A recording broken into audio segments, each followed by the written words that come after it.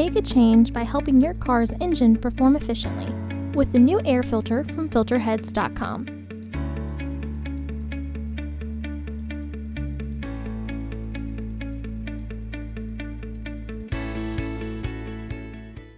To access the air filter, first open the hood.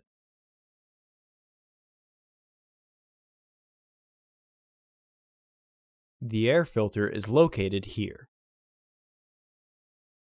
Remove the two fasteners securing the housing. Remove the old filter from the housing. Install your new AF4017 filter into the housing. It can only be installed with the housing in one orientation. Once the filter is fully flushed and the housing is aligned, re-engage the fasteners. Close the hood.